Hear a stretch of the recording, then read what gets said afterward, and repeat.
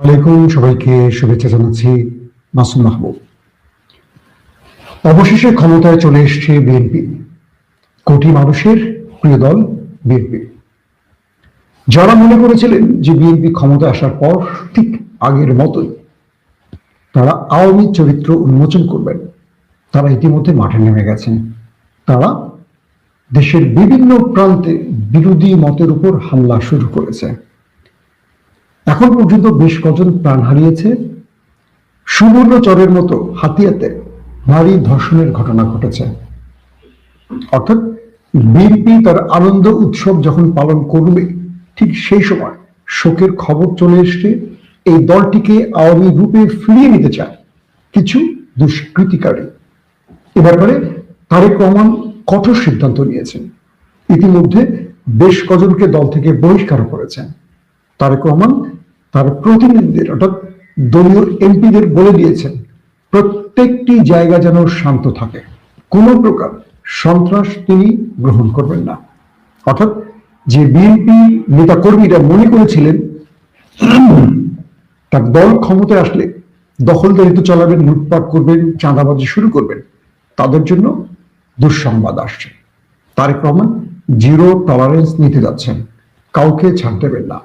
বিএনপির বেশ কজন সিনিয়র নেতা জানিয়েছেন এ ব্যাপারে সর্বোচ্চ সিদ্ধান্ত দলের উচ্চ পর্যায় থেকে চলে এসেছে। এখন পর্যন্ত সারা দেশে মানুষের বাড়িঘরে হামলা, ভাঙচুর, অগ্নিসংযোগ বা দাঁড়িপাল্লা বা এনসিপিতে ভোট দেওয়ার জন্য যাদের উপর মারধর করা হয়েছে, তাদের সকল তথ্য উপাত্ত সংগ্রহ করেছে বিরোধী দলগুলো এবং তারা এগুলো নিয়ে আইনি পদক্ষেপ নিতে যাচ্ছে। পাশাপাশি আগামী 16 তারিখ তারা বিক্ষোভ আন্দোলন শুরু করছে। দর্শক, মোদ্দা কথা হলো বিএনপিকে আবারও বিতর্কিত করে ফেলছে তার দলের ভেতরে থাকা কিছু দুষ্কৃতিকারী, যারা দল নন, যারা চিন্তা করে তার আধিপত্য, ক্ষমতা আর অর্থ। এরা কোনো দলের নন, এরা আওয়ামী লীগও ছিল, বিএনপিতেও ছিল। এরা দলটাকে পুঁজি করে পুরো দলটার ভাবমূর্তি বিশ্বের কাছে নষ্ট করেন। এদেরকে দমন করা এখন তারেক রহমানের প্রধান দায়িত্ব হয়ে পড়েছে। প্রিয় দর্শক, জামাত ইসলামের জন্য কিছু সুখবর হলো, জামাত ইসলাম ইসিতে গেছে। তারা আরো 30 থেকে 32টা আসনের ব্যাপারে নালিশ জানিয়েছে। এগুলো ফেরত পাওয়ার জন্য ইসির কাছে তারা আবেদন করেছে। সেখানে ভোটে যে কারচুপি হয়েছে বা ইঞ্জিনিয়ারিং হয়েছে এরকম অভিযোগ এসছে, সেই ব্যাপারে সকল তথ্য উপাত্ত নিয়ে জামাতের হামিদুর রহমান আজাদ সহ সিনিয়র একটি গ্রুপ হাজির হয়েছে, সঙ্গে এনসিপি নেতারাও ছিলেন। সেখানে তারা উল্লেখযোগ্য 32টি আসনে ভোট পুনর্গণনার জন্য আবেদন জানিয়েছেন। তারা বলছেন, জামাত প্রেস কনফারেন্স করে বলছেন যে নির্বাচনের ফলাফল গণনায় হঠাৎ করে অস্বাভাবিকভাবে কিছু ঘটনা ঘটেছে। এর মধ্যে দেখা গেছে কোথাও কোথাও হঠাৎ গণনা বন্ধ হয়ে গেছে, কোথাও কোথাও প্রিজাইডিং অফিসারের সিগনেচার দেওয়া হয়নি, কোথাও কোথাও এজেন্টদের স্বাক্ষর নেওয়া হয়নি, কোথাও কোথাও ওভার রাইটিং হয়েছে, কাটা ছেঁড়া হয়েছে। তিনি বলছেন ফল গণনা শেষ, রিপোর্ট হাতে আসার পরও কোথাও কোথাও তাদের 11 দলীয় প্রার্থীকে পরাজিত করার জন্য রিপোর্ট স্টপ করা হয়েছে এবং নেপথ্যে সেগুলো কাটছাট করে বিরোধী মতের মানে 11 দলীয় জোটের ভোটকে কমিয়ে কাটাছেঁড়া করে বিএনপির ভোট বাড়িয়ে তাদের বিজয়ী করা হয়েছে। এরকম 32টি আসন সিলেক্ট তারা করেছে এবং তার সকল তথ্য প্রমাণ নিয়ে হাজির হয়েছে নির্বাচন কমিশনে। এবং আরো বলেছেন যে তাদের প্রত্যেকটা প্রার্থী যখন এই কারচুপির অভিযোগ তুলতে প্রথম তাদের প্রিজাইডিং অফিসারের কাছে গেছেন, তখন তারা বলছেন এটা রিটার্নিং অফিসারের দায়িত্ব। রিটার্নিং অফিসারের কাছে যখন গেছেন তারা বলছেন এটি নির্বাচন কমিশনের দায়িত্ব। নির্বাচন কমিশনের কাছে যখন গেছেন তারা বলছেন এটি ওই প্রিজাইডিং আর রিটার্নিং এর দায়িত্ব। অর্থাৎ পুরো বিষয়টি একটি হযবরল অবস্থা তৈরি হয়েছে। পাশাপাশি জামাত বলছে নির্বাচন কমিশন এই পাতানো খেলাটি খেলেছে, কারণ তারা 12 তারিখের নির্বাচনের গেজেট 13 তারিখে প্রকাশ করে দিয়েছে, যাতে করে কোন প্রকার অনাপত্তি কেউ হাজির করতে না পারে। বাংলাদেশের ইতিহাসে এমন ঘটনা বিরল। কে বলছে? জামাত ইসলাম। কারণ হলো যে নির্বাচনের জয়ের একদিনের মধ্যেই গেজেট প্রকাশ অস্বাভাবিক ঘটনা। তো জামাত বলছে যদি ইসি তাদের আবেদন গ্রহণ না করে তাহলে তারা উচ্চ আদালতে যাবে। ঠিক এই বিষয়গুলো তারা হাজির করেছে এবং সারা দেশে যে অত্যাচার নির্যাতন শুরু হয়েছে এটা দমনে তারা সরকারের কাছে আবেদন জানিয়েছে, বিএনপির কাছে আবেদন জানিয়েছে, পাশাপাশি 16 তারিখ থেকে তারা আবার মাঠে নামার ঘোষণা দিয়েছে। দর্শক, কয়েকটি বিষয় আসছে এখন হাজির, যে যে শিরোনামটি দেখে আপনার আমার সংবাদে প্রবেশ করেছেন সেটা হলো বিএনপির সামনে কঠিন বিপদ। বিপদটি কি? বিগত 54 বছর যেই আদলে বাংলাদেশ চলেছে এবার সেই আদলে চলবে না। এবার বাংলাদেশে সংযুক্ত হয়েছে উচ্চকক্ষ নিম্নকক্ষ, অর্থাৎ ভারতের ভাষায় যদি বলি লোকসভা রাজ্যসভা, যদি পাকিস্তানের ভাষায় বলি ন্যাশনাল অ্যাসেম্বলি এবং সিনেট। এতে করে পূর্বের প্রধানমন্ত্রীরা যেমন রাষ্ট্রের আসমান সমান অধিকার বা কি বলবো ক্ষমতা পেতেন, এটি এবার পাবেন না। এবার শক্তিশালী বিরোধী দলের ভূমিকা থাকবে, অর্থাৎ বিরোধী দল এবার সরকারকে কোনো ব্ল্যাঙ্ক চেক দিতে পারবে না, দেওয়ার সুযোগও থাকবে না, এবং সরকার চাইলেই সবকিছু করতে পারবে না। এখানে বিরোধী দলের সম্মতি বা ইচ্ছার প্রয়োজন থাকবে। বাংলাদেশে যে সংখ্যক আসন বিএনপি এবার পেয়েছে 200-র অধিক, এই 200-র অধিক আসন পেলেও জামাত যদি 80-র মধ্যেও আটকে থাকে, ভোট পার্সেন্টেজে ব্যবধান খুবই কম, 44-46-এর মধ্যে। এতে করে জুলাই সনদ অনুযায়ী জামাত ইসলাম প্রায় 80-র উপরে আরো নতুন আসন পাবে। এখানে তারা পাবে উচ্চকক্ষে এবং সংরক্ষিত আসন মিলে। তার মানে হলো যে জুলাই সনদটি পাশ হয়েছে, আলী রিয়াজ কর্তৃক যে জুলাই সনদ তৈরি হয়েছে এবং সকল রাজনৈতিক দলের সম্মতিতে সেটি অনুমোদিত হয়েছে এবং গণভোটে হা বিজয়ী হয়েছে। এতে করে চাইলে জামাত ইসলাম আরো 50-এর অধিক, প্রায় 80-র কাছাকাছি, যেটা আমি ধারণা করছি যদি আমার হিসেব ভুল না হয়, ভুল হলে আপনারা আমাকে সংশোধন করে দেবেন, আরো নতুন ব্যক্তিকে উচ্চ কক্ষে পাঠাতে পারছে, সংরক্ষিত আসনে পাঠাতে পারছে। তার মানে হলো ডিপ স্টেটের ইশারায় যাদেরকে পরাজিত করা হয়েছে, কক্সবাজারের হামিদুর রহমান আজাদ কিংবা শিশির মনির কিংবা জামাতের সেক্রেটারি জেনারেল গোলাম পরোয়ার, ওনারা সংসদে যাচ্ছেন। এবং নাসির উদ্দিন পাটোয়ারি, যার জন্য আপনারা অনেকে আক্ষেপ করছেন, যথেষ্ট আনন্দ বিনোদন দিয়েছে এবার নির্বাচনে মির্জা আব্বাসের বিপরীতে দাঁড়িয়ে, এই ছেলেটিকেও বলা হচ্ছে তারা পার্লামেন্টে যেতে পারে। তো যতটুকু বোঝা গেছে যে উচ্চ কক্ষে আমাদের আপার লেভেলে জামাতের যারা এবার পরাজিত হয়েছেন, যাদেরকে জামাতের প্রয়োজন, সেখানে জামাত তাদেরকে পাঠাবে। একটু এখানে আপনাদের বোঝাবার স্বার্থে বলি, এই উচ্চ কক্ষ নিম্ন কক্ষ অনেক হয়তো বুঝতে পারছেন না, আমি সংক্ষেপে বলবো, এটা নিয়ে আমি এক্সপার্ট একটা বিশ্লেষণ রাখবো একদিন। সেটা হলো যারা নির্বাচিত হয়েছেন আপনাদের ভোটে, তারা চলে যাবে আমাদের নিম্ন কক্ষে, সংসদের এমপি যারা, এবং এদের মাধ্যমে এরা যাদেরকে ভোট দিয়ে নির্বাচিত করবেন সরকারি দলীয় এবং বিরোধী দলের, সেখান থেকে একটা বড় গ্রুপ যাবে উচ্চ কক্ষে। এরা রাষ্ট্রের গুরুত্বপূর্ণ সিদ্ধান্তের ক্ষমতা রাখবেন, অর্থাৎ নিম্ন কক্ষের যে কোনো পাশ হওয়া বিল সেটা উচ্চ কক্ষে গেলে তারা সেটার সিগনেচার অথরিটি রাখবেন। এবং বলা হচ্ছে ভারতে যেমন আমরা দেখি লোকসভা, এটা জনগণের ভোটে যারা এমপি নির্বাচিত হন, এরপর দেখা যায় তাদের নির্বাচনের মাধ্যমে রাজ্যসভা তৈরি হয়। আবার পাকিস্তানে আমরা দেখেছি যে ন্যাশনাল অ্যাসেম্বলি, অর্থাৎ এটি প্রত্যেকটি রাজ্যে যে সংসদ নির্বাচন হয় সেখান থেকে নির্বাচিত হয়, তারপর তাদের নির্বাচনের মাধ্যমে তৈরি হয় সিনেট। তো বাংলাদেশের এই উচ্চ কক্ষের ক্ষমতা অসীম থাকবে, ক্ষমতা অসীম মানে অনেক ক্ষমতা থাকবে, একটা ব্যাপার গেল। আবার এই সিস্টেমে বিএনপি যে সিস্টেমে নতুন সরকারে এসছে, এখানে বিরোধী দলের অনেক ক্ষমতা থাকবে। পূর্বের মতো না যে বিরোধী দল হারার পর আর কোনো ক্ষমতা থাকে না, তারা শুধু আন্দোলন সংগ্রাম মিছিল মিটিং করবেন, এটা হবে না। এবার যেটা হবে সেটা হলো যে কোনো বিল পাশ করতে গেলে বিরোধী দলের সম্মতির প্রয়োজন হবে। বিরোধী দল ছাড়া সরকার দল এককভাবে সবকিছু করতে পারবে না। রাষ্ট্রের গুরুত্বপূর্ণ নিয়োগগুলি, সেটা দুর্নীতি দমন কমিশন, বিচার বিভাগের বিচারপতি নিয়োগ, রাষ্ট্রের যত বড় বড় গুরুত্বপূর্ণ স্পর্শকাতর ডিপার্টমেন্টগুলো আছে, সেখানে নিয়োগ প্রক্রিয়ায় উচ্চকক্ষ নিম্নকক্ষ সরকারি দল এবং বিরোধী দলের মতামত লাগবে। তার মানে এককভাবে বিএনপি চাইলেই একেবারে একটা পার্সিয়াল লোককে কোনো গুরুত্বপূর্ণ পদে আর বসাতে পারবে না।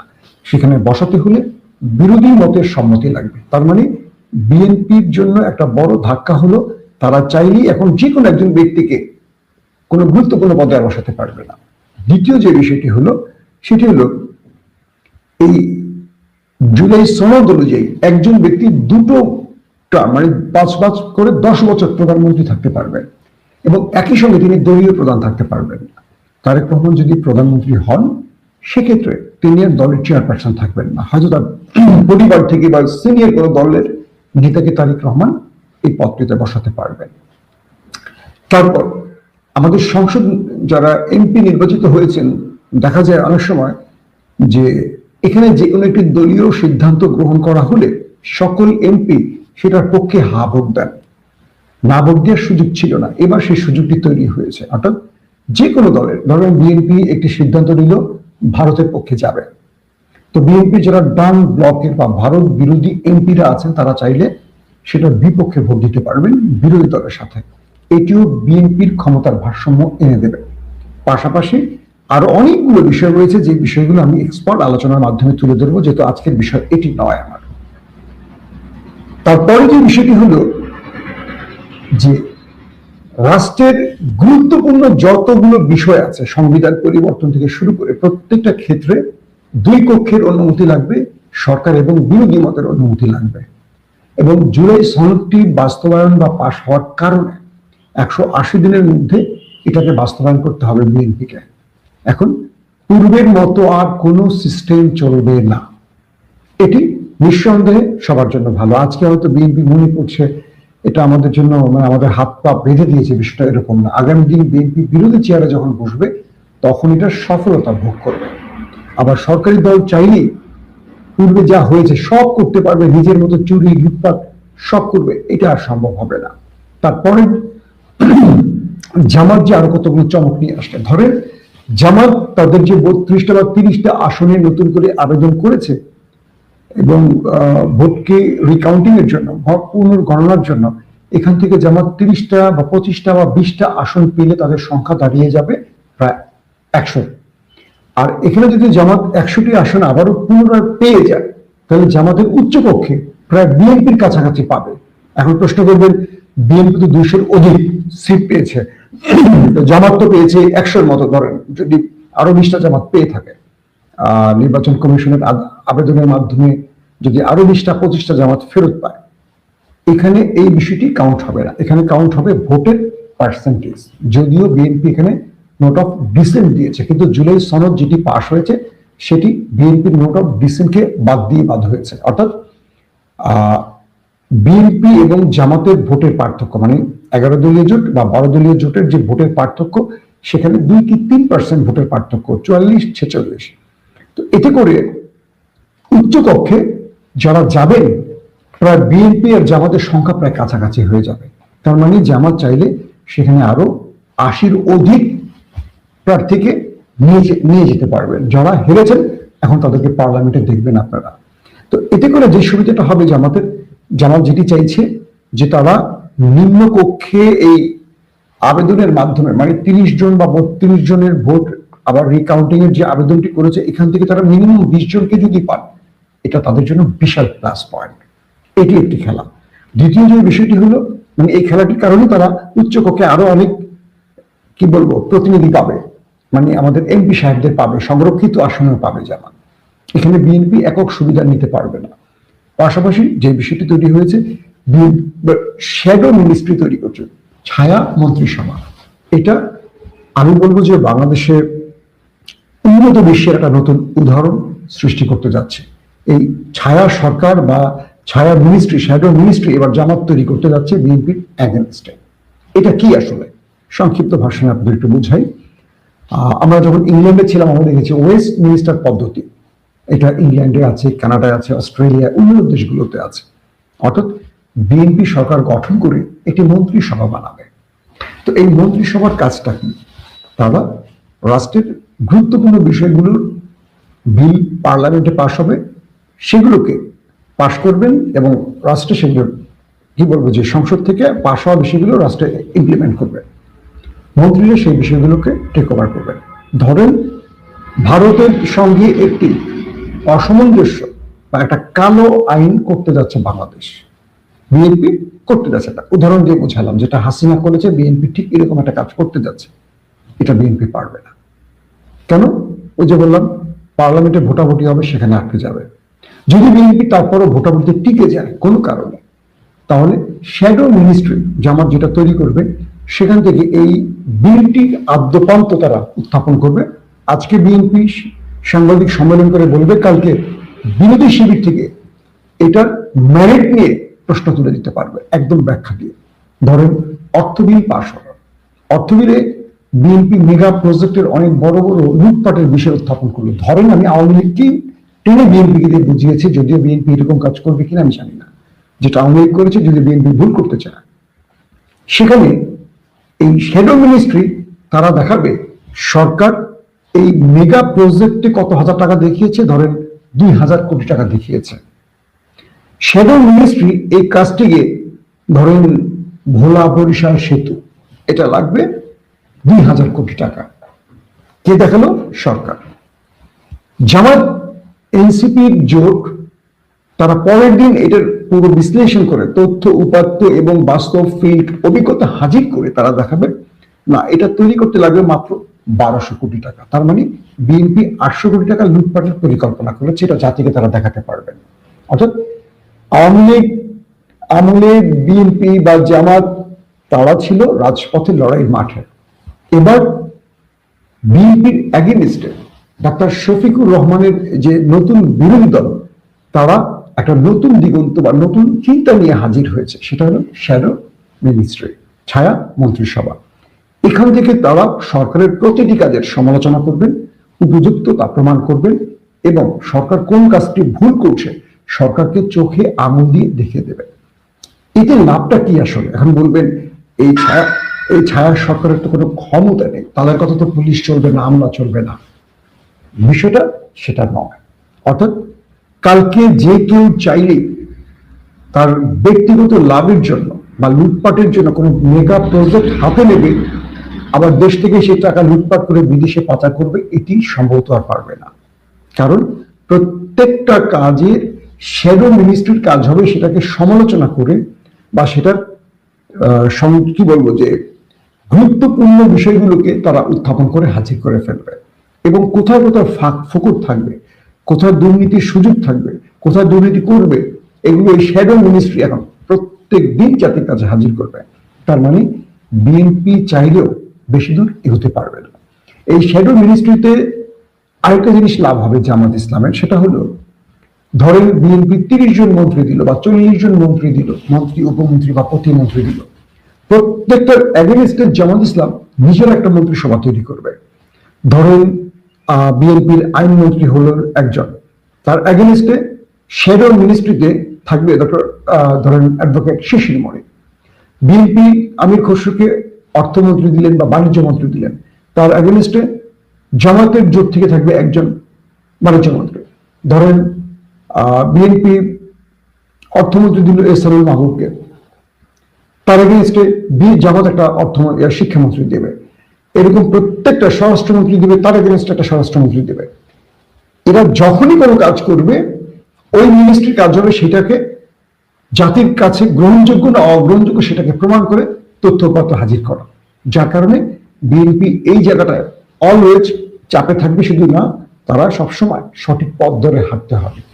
এবং জামাত এর মাধ্যমে আরেকটা কাজ করবে, তারা এই বছর রাষ্ট্রীয় ক্ষমতায় বসতে পারেনি বা বসতে চায়নি বা যেটাই হোক না কেন, কারণ জামাত একসঙ্গে 300 আসনে কখনো প্রার্থী দেয়নি। যার কারণে এবার তারা তাদের জোট সহ 300 আসনের প্রার্থী দিয়ে মানে বেকুব হয়ে গেছে। কারণ এত এজেন্ট বা নির্বাচনের যে অভিজ্ঞতা লাগে, কিভাবে মেকানিজম করতে হয়, কিভাবে নির্বাচন জয় করে আনতে হয়, কারচুপি ঠেকাতে হয়, জাল ভোট ঠেকাতে হয়, জামাতের এই অভিজ্ঞতাটা পারফেক্টলি ছিল না। এবার তারা যে কাজটি করবে, এই 5 বছর তারা আগামীতে ক্ষমতায় বসার পুরো ট্রেনিংটা নেবে। ট্রেনিংটা নেবে কি? তারা শ্যাডো মিনিস্ট্রির মাধ্যমে একটা মন্ত্রিসভা তৈরি করবে। এরাই যদি জামাত কখনো ক্ষমতায় আসে, এরাই হবে সেই পর্যায়ের মন্ত্রীগুলো। তার মানে একটা বিশাল মন্ত্রিসভা ট্রেনিং শুরু হয়ে যাবে জামাতে।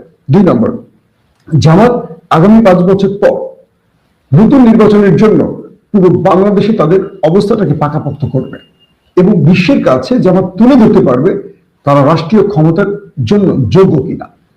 অর্থাৎ বিএনপি যে কাজগুলো করবে সেই কাজগুলোর সঠিক তথ্যভিত্তিক সমালোচনার মাধ্যমে জামাত তার উপযুক্ততা, তার কি বলবো, যোগ্যতার প্রমাণ দিতে পারবে। যদি জামাত এই কাজটিতে ব্যর্থ হয় তাহলে জামাতকে আরো 5 বছর, মানে আরো 10 বছরের জন্য পেছাতে হবে যে না, আমরা এখনো রাষ্ট্র পরিচালনার জন্য যোগ্য হইনি। তার মানে হলো এই নির্বাচনটির পর যে নতুন সিস্টেমে বাংলাদেশ প্রবেশ করছে, এখানে বিএনপির জন্য চমক হলো বিএনপি একটা পরীক্ষিত বাহিনী পাচ্ছে। পাশাপাশি বিএনপির জন্য লাভটা হলো জামাত বা 11 দলীয় জোট রাস্তায় আগুন জ্বালা ভাঙচুরের রাজনীতি না করে তারা বুদ্ধিভিত্তিক উন্নত বিশ্বের ওয়েস্টমিনিস্টার পদ্ধতির রাজনীতিতে ফিরে যাচ্ছে। আমরা জানমালের নিরাপত্তা পাবো। আমরা হাঙ্গামা, মাঠ ভাঙচুর, লাশ দেখতে চাই না, পুলিশের কাঁদানি গাছ খেতে চাই না। এটা জামাতের একটা ভালো সিদ্ধান্ত যে তারা রাজপথ থেকে এখন বুদ্ধিভিত্তিক রাজনীতি করতে চান। তারা গঠনতান্ত্রিক ভাবে, গণতান্ত্রিক ভাবে এবং মানুষের স্বাধীনতাকে খর্ব না করে, মানুষের উপর জুলুম না করে, রাজপথে মিছিল মিটিং করে জ্যাম তৈরি না করে, হাসপাতালের রাস্তা বন্ধ না করে তারা বিকল্প পথ খুঁজছেন। এটি নিঃসন্দেহে একটি পজিটিভ দিক। বিএনপিকে মাথায় রাখতে হবে, তাদের অপোজিশন আওয়ামী লীগ না, জামাত। যাদের আছে একদল মেধাবী তরুণ, পৃথিবীর বিভিন্ন বিশ্ববিদ্যালয়ের পড়ুয়া এসব মেধাবী তরুণরা আগামী দিনে বিএনপিকে ভালো চ্যালেঞ্জ জানাবে। বিএনপির জন্য আরেকটি সহযোগিতা হবে, সেটি কি? তারা রাজপথে জ্বালাও পোড়াও আর দেখতে চাচ্ছে না। এতে করে আমাদের অর্থনীতির 12টা বাজবে না। আমাদের অর্থনীতি এখন তরতর করে উপরে যাবে এবং বিএনপি একটা শক্তিশালী বিরোধী দলের যৌক্তিক সমালোচনার মুখে পড়ে অনেক বিষয় ঠিক করে আগামীতে সুন্দর বাংলাদেশ পরিচালনার সুযোগ পাবে। আমি বিশ্বাস করি প্রায় 18 বছর ইংল্যান্ডে থেকে তারেক রহমান অনেক কিছু শিখেছেন, আর সেই সিস্টেমটাকে জামাত ইসলাম সহযোগিতা করছেন। এবং কেন যেন মনে হয় জামাত এবং বিএনপির মধ্যে একটা আন্ডারস্ট্যান্ডিং তৈরি হয়েছে, আগামী রাষ্ট্রটাকে তারা সুন্দরভাবে তৈরি করতে চাইছেন। আমার এই ধারণা যদি সঠিক হয়, অবশ্যই এই দল দুটোকে একটা সেলুট জানাতে পারি। আমরা রাজপথে হাঙ্গামা, মিছিল মিটির ভাঙচুর চাই না। আমরা চাই প্রত্যেকটি বিষয় টেবিলে বসে আলোচনার মাধ্যমে সমাধান হোক। কারণ প্রতি বছর এই দেশটি যতটুকু উন্নত হয়, আমাদের ফরেন রেমিটেন্স বা গার্মেন্টস বা শিল্প বাজারে বিক্রি করে, বিশ্বের কাছে বিক্রি করে, এটা আমরা নিজেরা জ্বালাও পোড়াও করে আবার শেষ করে দেই। এটা যেন আর না হয় বাংলাদেশে। জামাতের উচিত বিএনপিকে রাষ্ট্র পরিচালনায় সহযোগিতা করা, আর বিএনপির উচিত জামাতের সহযোগিতা নেয়া। ইতিমধ্যে তারেক রহমান সে ইঙ্গিত দিয়েছেন। তার কালকের বক্তব্য ছিল একটি মাইন্ড ব্লোয়িং বক্তব্য, অসাধারণ বক্তব্য। পাশাপাশি তিনি বিরোধী দুই নেতা ডক্টর শফিক এবং নাহিদ ইসলামের বাসায় যাবেন। এটি একটি নতুন রাজনীতির ধারা। আমরা